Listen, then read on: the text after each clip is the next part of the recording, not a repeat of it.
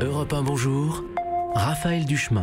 La lune de miel avec les Français est-elle terminée pour le couple exécutif? Bonjour Frédéric Dabi. Bonjour. Merci d'être avec nous sur Europe 1. Vous êtes directeur général adjoint de l'Institut de sondage IFOP. C'est ce que montre justement le tout dernier sondage que vous avez réalisé pour Paris Match. En ce début juillet, Emmanuel Macron perd 2 points de plus qu'au mois de juin, où il avait déjà perdu 2 points.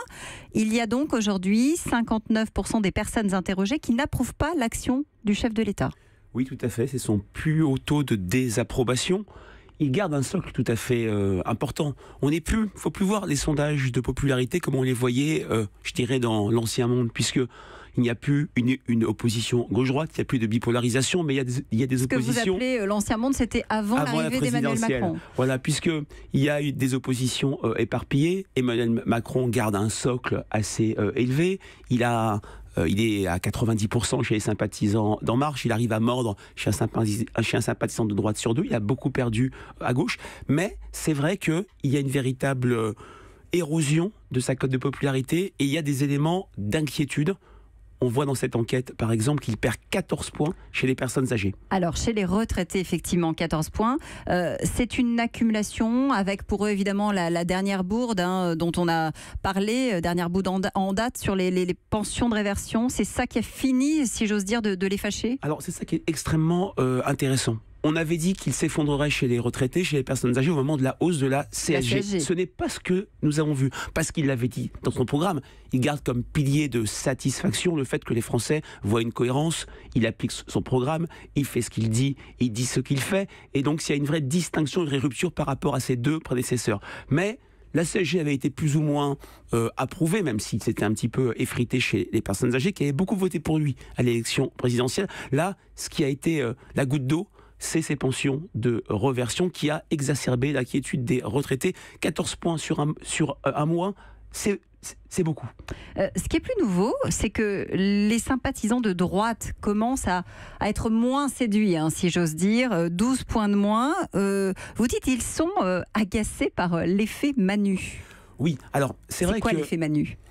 Il y a 2 choses. D'un côté, et c'est une des forces d'Emmanuel Macron, il a disrupté la droite. Une majorité, on l'a vu pendant plusieurs mois, de sympathisants de droite. Là, il a baissé, mais il reste à un niveau élevé, approuve les réformes, approuve son idée de transformer le pays, disent dans nos enquêtes qualitatives, il fait ce que la droite n'a jamais osé faire quand elle était au pouvoir. Mais là, il y a quelque chose qui s'est effrité sur l'incarnation de sa fonction. C'est quoi? C'est la vaisselle de l'Élysée, la piscine, l'échange aussi avec le jeune? Tout à fait. C'est moins un fait en tant que tel, mais une accumulation de faits, une petite musique qui montre un certain mépris social, qui donne une impression de giscardisation et qui montre un Emmanuel Macron trop autoritaire, lointain. Mais je le répète, ce n'est pas ça qui est majeur. Les Français sont un peuple éminemment politique. Ils jugent une action sur les résultats, moins que sur une incarnation de la fonction. Nicolas Sarkozy restait très populaire, alors même qu'on parlait de bling-bling, on parlait du Fouquet, etc. Justement, c'est intéressant parce que on a reproché à d'autres avant lui, effectivement, d'avoir affaibli, abaissé la fonction présidentielle. Lui, il est dans une autre posture, et pourtant, la cote d'amour aujourd'hui n'est pas forcément beaucoup plus grande. Alors c'est vrai que ce qui a été très fort pour lui au début de son mandat, et on l'a encore dans les propos spontanés des Français, c'est une logique de distinction par rapport à ses 2 prédécesseurs. Il fait président par rapport à par rapport à François Hollande. Oui. Il apparaît plus maître de lui par rapport à Nicolas Sarkozy, mais là c'est vrai qu'il est rattrapé par toute une série de petits faits qui donnent une impression plus négative chez les Français, même si la critique majeure vis-à-vis d'Emmanuel Macron s'articule autour de 2 points. D'abord, le sentiment que sa politique n'est pas une politique juste, et c'est très important pour notre peuple passionné d'égalité. Les Français nous disent, oui, le pays se transforme, c'est clair, mais est-ce que cette transformation va bénéficier à tous les Français ou au fameux premier de cordée? Alors justement, puisque vous parlez de cette politique, celui qui la porte, c'est Édouard Philippe. Lui non plus n'a pas la cote, n'a plus la cote. Et là, c'est carrément un énorme décrochage. 38% seulement des personnes interrogées approuvent son action. Il baisse quasiment sur tous les points. Dirige bien l'action du gouvernement, moins 6 points. Est proche des préoccupations des Français, moins 3 points. Est capable de réformer le pays, là carrément, moins 7 points.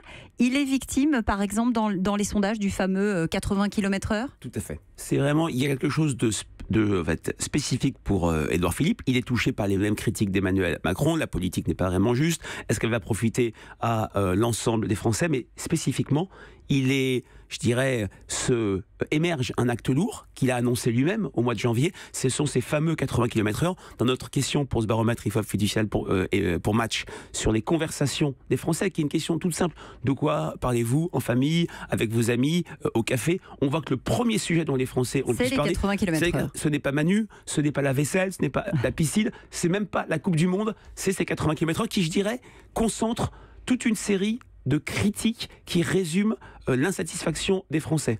D'abord, une logique pompidolienne, cesser d'emmerder les Français, comme le disait le président Pompidou.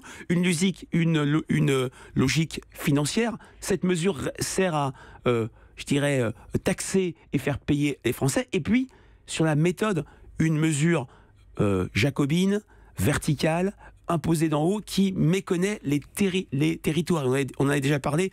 Une des critiques aussi qui sort, c'est cette impression de déconnexion et de distance du couple exécutif par rapport à la réalité du pays et à la vie quotidienne des Français. Dites-moi, est-ce que ça n'est pas non plus devenu aussi un peu automatique? Quand un gouvernement n'agit pas, on le lui reproche. Quand il agit, on le lui reproche aussi. Vous avez raison, c'est d'autant plus dommageable que ce n'est pas rien, la politique de sécurité routière, c'est la politique publique qui a donné les meilleurs résultats depuis 30 ans, même depuis 15 ans, depuis que Jacques Chirac annonce en 2002 que les 10 000 morts sur la route, c'est fini, que le grand chantier du quinquennat, c'est la lutte pour la sécurité routière et contre les morts sur la route. Il y a des résultats que les Français ont appréciés, mais là, peut-être, n'y a-t-il pas eu une erreur de communication d'annoncer une mesure si importante au mois de janvier, alors qu'elle rentre en vigueur qu'au mois de juillet, et on sait, on l'a vu sur le permis à points dans les années 90, on l'a vu à Paris sur le périphérique, la vitesse limitée il y a 1 an ou deux. Les Français, lorsqu'ils voient des résultats,